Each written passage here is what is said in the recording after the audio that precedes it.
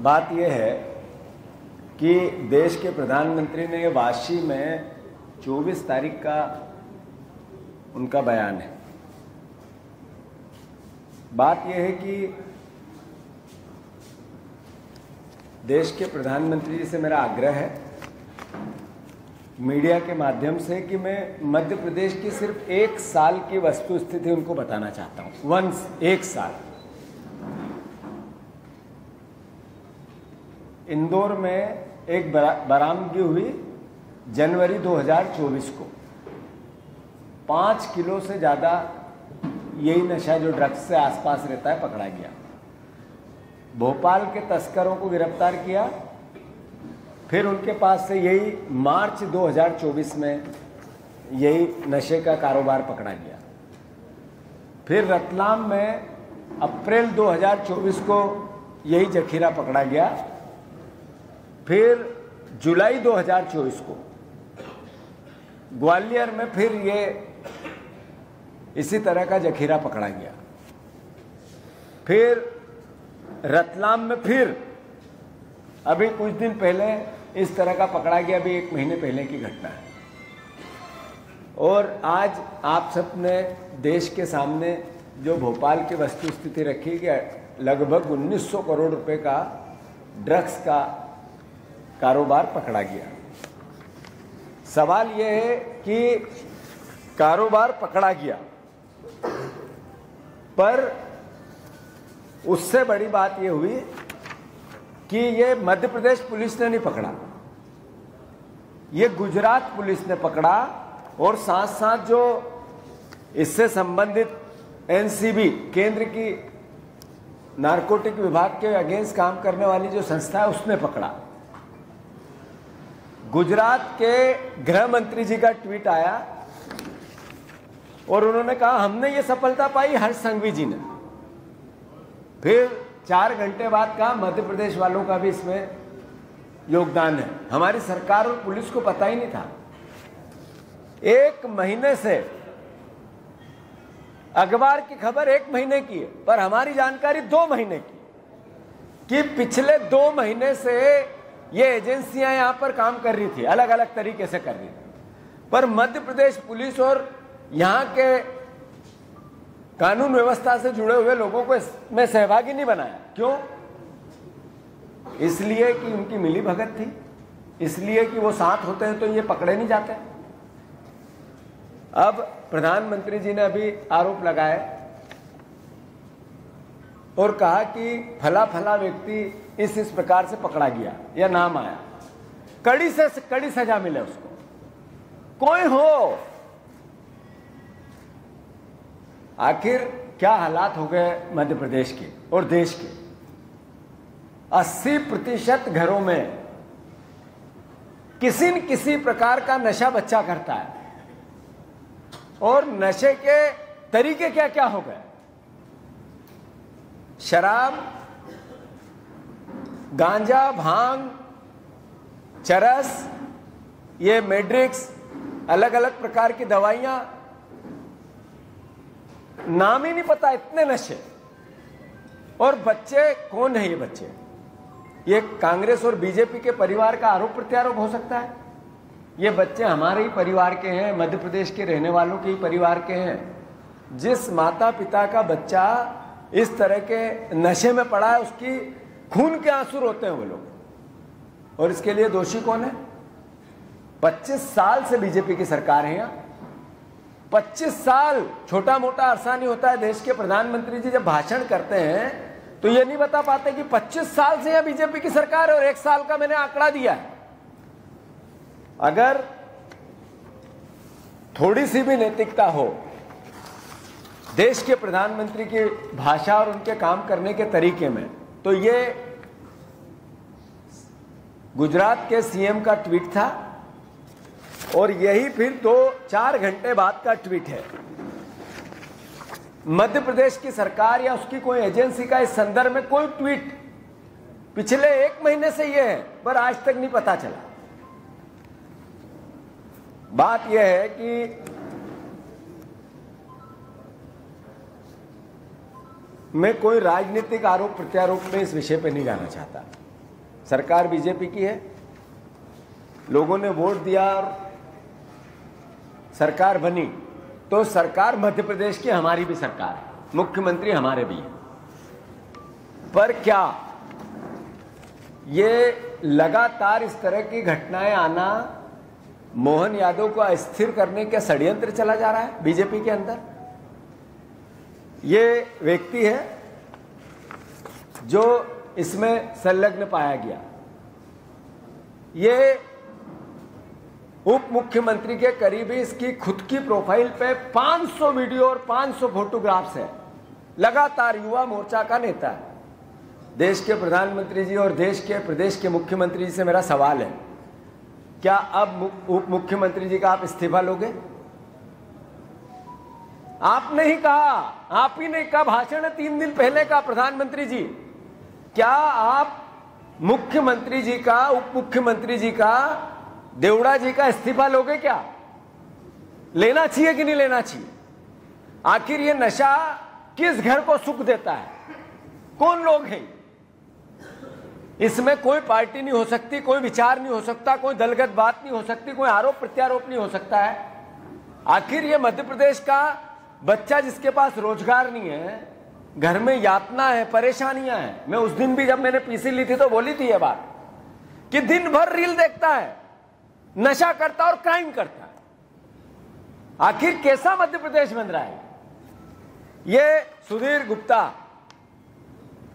उनके सांसद है, उनके साथ इनके हर तरह के फोटो, ये तो मैंने बानगी दी है। उनकी प्रोफाइल पे चले जाओ, 500 मिलेगी और थोड़ी देर में ही चले जाना, नहीं तो अभी सब डिलीट हो जाएंगे। थोड़ी देर बाद उसकी प्रोफाइल पर से सारा काम डिलीट होने वाला है। तो आखिर कैसा प्रदेश बन रहा है हमारा? बलात्कार में हम नंबर 1, नशे के कारोबार में हम नंबर 1। नशे के कारोबार को सरकार और सरकार से जुड़े हुए लोगों का संरक्षण में मध्य प्रदेश नंबर 1। मैं बार बार कहता हूं, ये सरकार मोहन यादव की है ही नहीं, ये सरकार जनता की भी नहीं है, बीजेपी की भी नहीं, ये सरकार माफियाओं की है। मैं ये बार बार क्यों दोहराता हूं? हर क्षेत्र में माफिया है। नशे के कारोबार के माफिया ये आज उजागर हुए हैं। मैं सारे पत्रकार बंधुओं को, सारे संस्थानों को, सारे मीडिया जगत के ईमानदार काम करने वाले जर्नलिस्टों को बहुत साधुवाद देता हूं। बहुत प्रमुखता से आप लोगों ने जिस मुद्दे को उठाया, ये जर्नलिज्म का सबसे महत्वपूर्ण पड़ाव है कि प्रदेश का बेटा नशे में जा रहा है, भविष्य खराब हो रहा है, जिंदगी खराब हो रही है, जीवन खराब हो रहा है। उसके खिलाफ अभियान में आप सबने एक तरह से अपनी भूमिका निभाई। मैं आप सबको साधुवाद देता हूं, हमारा भी दायित्व है। पर इस विषय पे मैं कोई आरोप प्रत्यारोप में नहीं जाना चाहता। सरकार की नीयत दिखना चाहिए, मोहन यादव जी की नीयत दिखना चाहिए। इसके खिलाफ है सरकार, तो इसी वक्त देवड़ा जी का इस्तीफा लेना चाहिए। मैसेज जाए कि इस तरह के माफियाओं का कोई भी राजनीतिक व्यक्ति संरक्षण करेगा, माफ नहीं किया जाएगा। तो बीजेपी का चाल चरित्र और चेहरे की बात होगी, अन्यथा चाल और चरित्र और चेहरा कैसा है ये भी समझ में आएगा। मैं फिर से अनुरोध करना चाहता हूं, मैं इस विषय पे, चूंकि मोटिव है कि मध्य प्रदेश नशे से मुक्त होना चाहिए।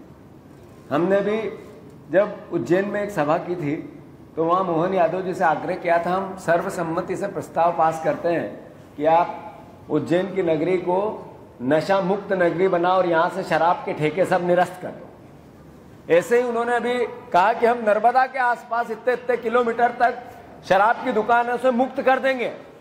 और नर्मदा के आसपास में मोहन यादव जी को, उनके आबकारी मंत्री अधिकारियों को आपके माध्यम से निमंत्रण दे रहा हूं कि वो मेरे साथ एक दिन चले। 100 किलोमीटर यात्रा में 100 जगह उनको बता दूंगा कि कहां कहां नर्मदा के आसपास नशा बिकता है। ऐसा कोई मोहल्ला नहीं बचा किसी शहर का, ऐसी कोई बस्ती नहीं बची, ऐसा कोई गांव नहीं बचा जहां पे नशे का किसी न किसी रूप में कारोबार नहीं होता है। मोहन भैया, देवड़ा जी का इस्तीफा लो और मध्य प्रदेश के भविष्य को सुरक्षित करो, नशा मुक्त करो। बिना आरोप से आपसे मेरा आग्रह है, अन्यथा जैसा आपके मामले में आपकी छवि बनती जा रही है कि हर तरह का माफिया हावी है सरकार पे, तो उसका ये परसेप्शन को हटाओ। प्रदेश बदनाम हो रहा है, कलंकित हो रहा है, हर क्षेत्र में हो रहा है, और उसका अगर कोई दोषी है तो आज की सरकार के मुखिया होने के नाते मोहन भैया है, मोहन यादव है। तो इनके हम इस्तीफे की मांग करते हैं, और इस सरकार का असली चेहरा मध्य प्रदेश को दिखा। ये हम बार बार जो बात बोलते थे उसकी पुष्टि हुई। धन्यवाद जी। सवाल मेरा ये, आपने कहा कि मोहन यादव को अस्थिर करने का षड्यंत्र है ये ड्रग कारोबारी। नहीं, एक विषय नहीं है, ऐसे रोज विषय आते हैं, लगातार आते हैं। तो उसका एक विषय, क्या कारण है कि एक मंत्री क्या इतना बड़ा करीबी आदमी इतने बड़े जखीरे में है? आखिर क्या मैसेज है सर? उप मुख्यमंत्री, तो इसका उत्तर क्या है? या तो मोहन यादव जी इनका इस्तीफा ले या इनको बर्खास्त करें। हाँ, सागर में दीवार गिरी, कलेक्टर एसपी हटा दिए। गुना में एक्सीडेंट हुआ, कलेक्टर एसपी परिवहन आयुक्त हटा दिया। सिवनी में जहां सबसे ज्यादा गाय वो तस्करों के खिलाफ कार्रवाई हुई, वहां गाय काट के पेट किया, ट्रेप हो गए, कलेक्टर एसपी हटा दिए। उज्जैन में दीवार गिरी, थाना हटा दिया। यहाँ डीजीपी और इतने बड़े अधिकारियों के नाम के नीचे हुआ आपके। बिल्कुल, सरकार की नीयत क्या है? ये है कि लिपापोती करें, या ये है कि हम गंभीर है, इसमें पनिशमेंट किसी न किसी को मिलना चाहिए, अधिकारी को भी मिलना चाहिए, संबंधित कर्मचारी को भी मिलना चाहिए, संबंधित राजनीतिक व्यक्ति के जिसका दायित्व था उसको भी मिलना चाहिए। तो ये सरकार सिर्फ जनता को गुमराह करने की कोशिश करती है। ये पहली बार मैंने जैसा मीडिया को साधुवाद दिया, हम बोलते हैं विरोधी हैं, विपक्ष में है, हमारा दायित्व है इनका विरोध करना, पर जब मीडिया बोलती है निष्पक्ष है, वो देखती है कि इसी प्रदेश का भविष्य गड़बड़ हो रहा है, उसका नाश हो रहा है, तो मैं मानता हूं कि जो अधिकारी, पुलिस अधिकारी, उन पर भी कार्रवाई हो, और साथ ही साथ संबंधित जो मंत्री के साथ इस तरह का उसका इस्तीफा हो, तब तो इस सरकार की नीयत दिखेगी कि हाँ ये नशे के खिलाफ है। अन्यथा कहीं इंदौर में भाषण दे रहे हैं, कहीं कहाँ दे रहे हैं, कहीं कहाँ दे रहे हैं, नर्मदा के खिलाफ आसपास से हम हटा देंगे, वहां से, मतलब मूर्ख बनाने की प्रोसेस है, गुमराह करने की, भ्रमित करने की। तो कार्रवाई करें।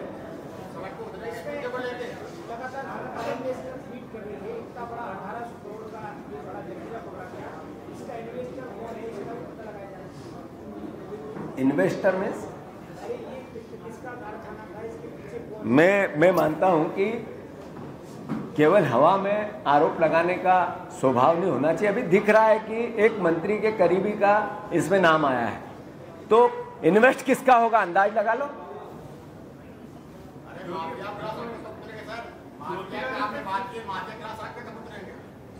ये क्या होता है माफिया खिलाफ उतरना? आपसे बात करके ही सड़क पे उतरना, और कोई तरीका हो तो आप मुझे बता दो, मैं उतरने लग जाऊं। ये अभी लगातार जो बलात्कार माफिया हैं उसके खिलाफ हमारा कार्यक्रम चल रहा है। कल हमारे यूथ कांग्रेस के लोगों ने मशाल जुलूस निकाला, आज हमारी बहनें इसके खिलाफ चल रही है, थोड़े दिन बाद हम उपवास करेंगे। तो लगातार प्रोसेस से चल रहे हैं, और मैं कल एनएसयूआई का भी, आज ही एनएसयूआई का भी है, तो मैं अनुरोध करना, हम लगातार प्रयास है, आपके सहयोग की अपेक्षा है। ज्योतिरादित्य सिंधिया ने कहा था कि उनके लोकसभा क्षेत्र में माफिया राज की बहुत शिकायतें, और योगी स्टाइल से उसको खत्म करते हैं। तो 4-6 महीने हो गए। मतलब मैं जो बार बार कहता हूं, ये सरकार जनता और मोहन यादव जी की नहीं है, माफियाओं की है। यही तो कहा था ज्योतिरादित्य सिंधिया जी ने। तो ज्योतिरादित्य सिंधिया भी कह रहे हैं कि माफियाओं की सरकार है। अब खत्म कब होगा उनसे पूछो।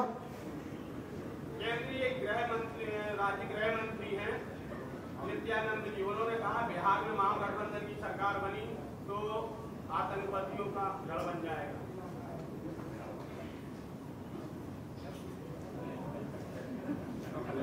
चुनाव के वक्त में उन्होंने विवादित बयान दिया है। केंद्रीय तो विवादित बयान का क्या उत्तर हो सकता है? उन्होंने विवादित बयान दिया तो इसका उत्तर कुछ होता ही नहीं है। विवादों के उत्तर होते हैं क्या? और कोई बात तो नहीं। हाँ, आपके हमीदिया में आए दिन मारपीट जैसे मामले सामने आते हैं, और जब उनके मंत्री या वहाँ के अधिकारियों से किसी से भी बात करने का प्रयास किया जाए, कोई बात करने के लिए तैयार नहीं होता। इस विषय में आप क्या कहना चाहेंगे? नहीं, जहाँ भी कर्मचारी और इस तरह की अराजकता होती है, नेचुरल है, विरोध करना चाहिए, सुधार होना चाहिए, सरकार को ध्यान देना चाहिए। हमारे लोग इसमें लगातार लगे हुए हैं। चलो आपको करा, धन्यवाद सबको। ये प्रेस